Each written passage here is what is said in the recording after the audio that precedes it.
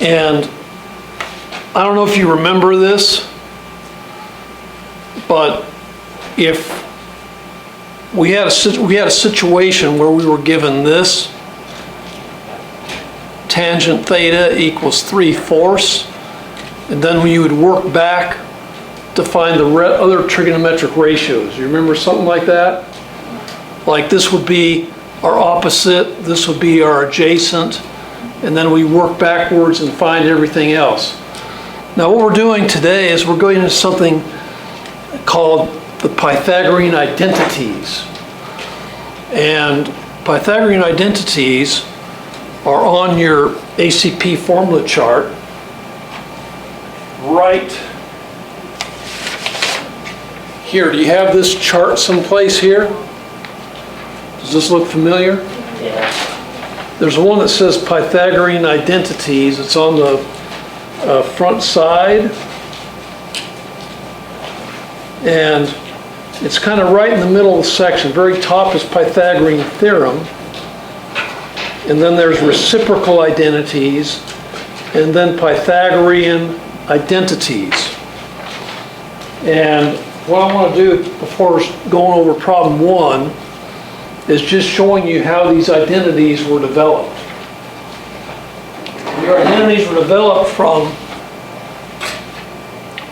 the unit circle of trigonometry. So what happens is you're given, you might remember this, where you have x equals cosine theta, and you have y is equal to sine theta. And so at a point on the unit circle, right up here, you're going to have a coordinate pair, which is cosine theta, comma, sine theta. Okay, does that halfway make sense? Remembering from x equals cosine theta, y equals sine theta.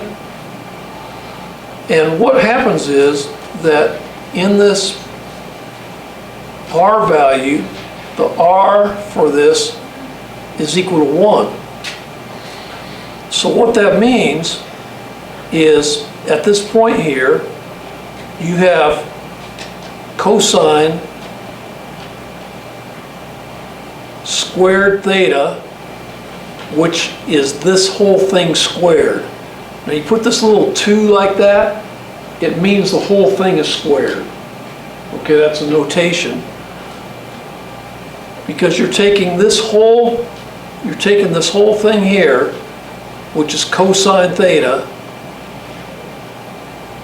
and you're squaring it so as to become cosine squared theta.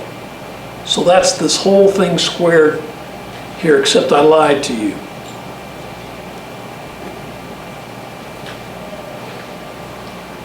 This is cosine theta right here. You see that? And this part up here is sine theta. Now I'm not lying to you anymore. So what you have is you take this side squared plus sine squared theta, and using the Pythagorean theorem, what's 1 squared? 1. So this is your first Pythagorean identity. Cosine squared theta plus sine squared theta equals 1. And then the other 2 Pythagorean identities developed from this one. And we're going to be using all these. And well, if we take this one right here, cosine squared theta plus sine squared theta equals 1, we can divide everything here by cosine squared theta. So we divide everything by cosine squared theta. And on the right side, cosine squared theta. And what happens is we have this over this on the left cancel to be 1. So we have 1. And then we have sine squared theta over cosine squared theta, which is going to be tangent squared theta. And on the right side, we have 1 over cosine squared theta. What's that going to be? Well, that's going to be secant squared theta.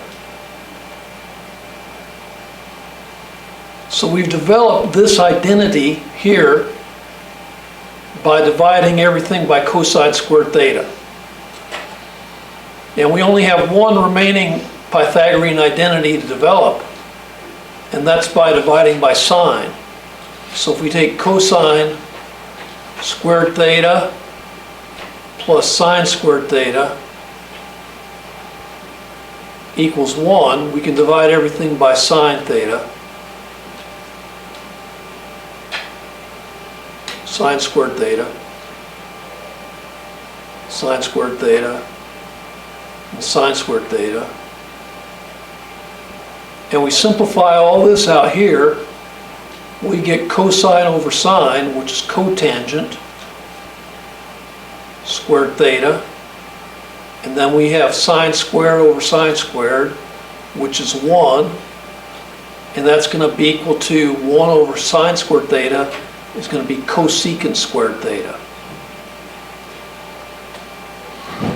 So basically what you have is, like, the first one here is sort of the original one, and these other ones here derive from the original.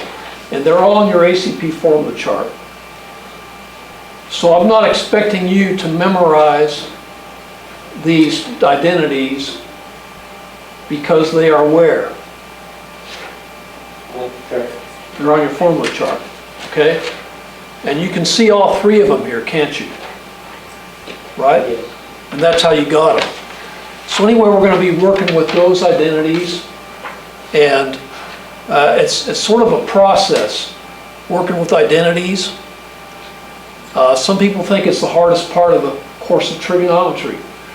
I don't think it's that hard, but I think one problem you have is sometimes it's hard to figure out where you're going before you really get started.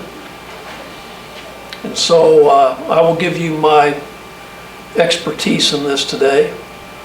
Well, we already know that sine squared theta and cosine squared theta, if tangent squared theta is 3/4 in sine. So what we can do is we can go look at our Pythagorean identities, and I'm going to look for the one with tangent and sine. Do we have any such thing there? Well, we have tangent and secant, don't we?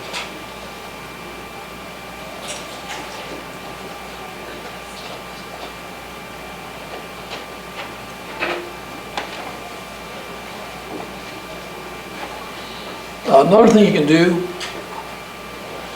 is you can change yours into sine by just taking one multiplied by the other. But sine, cosine, and tangent, well, let's see.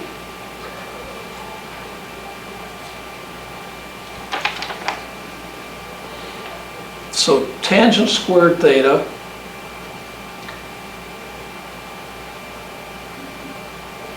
so we'll put 1, we'll use this one. 1 plus tangent squared theta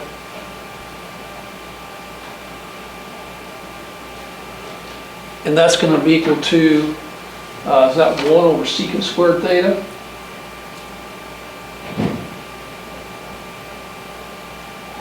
No, that's equal to secant squared theta, right?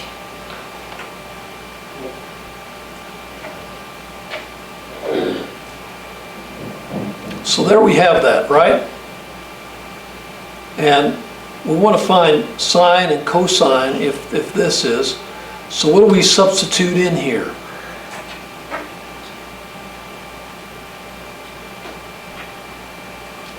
What are we going to substitute in? 3/4. Yeah, 3/4. So we're going to rewrite this as 1 plus, we're going to have 3/4. We're going to square it.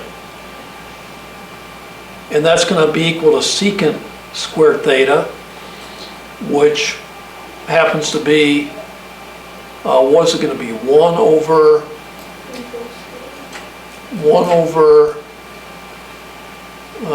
secant is related to, is it cosine? Yeah. And that's in our identities too, isn't it? You see where it says reciprocal identities? It's right there, isn't it? Okay. So now what we can do is we can take this and we have, let's square 3/4. What's 3/4 squared?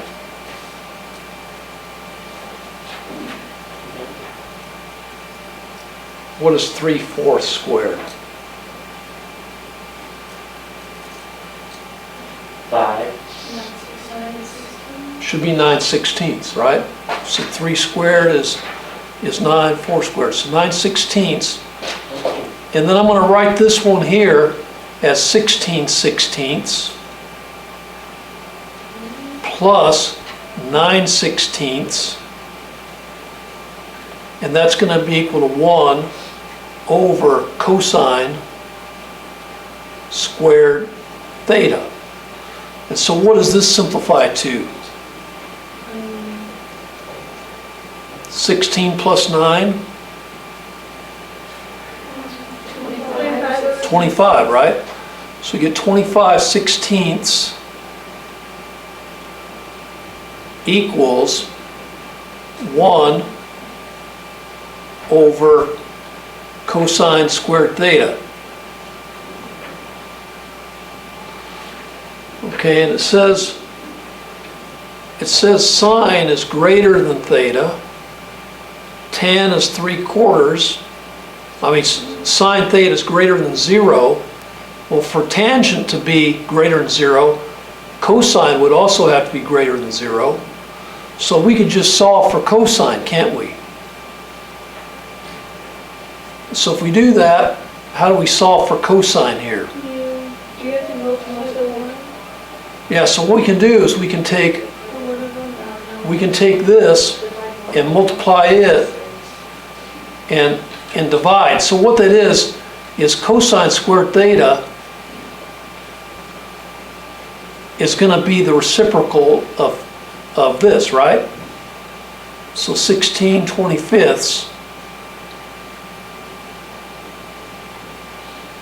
And so what is cosine theta going to be? What's the square root of this thing here?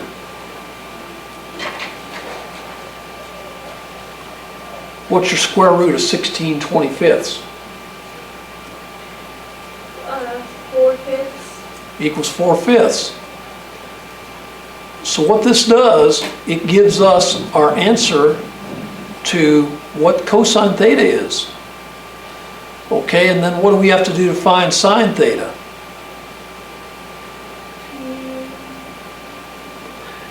Can you use the... We can use this right here. We can use tangent theta equals sine theta over cosine theta. So all we have to do to find sine theta is going to be equal to tangent theta times cosine theta. And we already know that tangent theta is 3/4. And cosine theta, we have this right here, don't we, at 4/5. So what's that going to be? Looks like 12/20, which simplifies to Oh, that's 20th, excuse me. That's going to be 6/10, is that right? Or, yes, 26. what'd you say? The,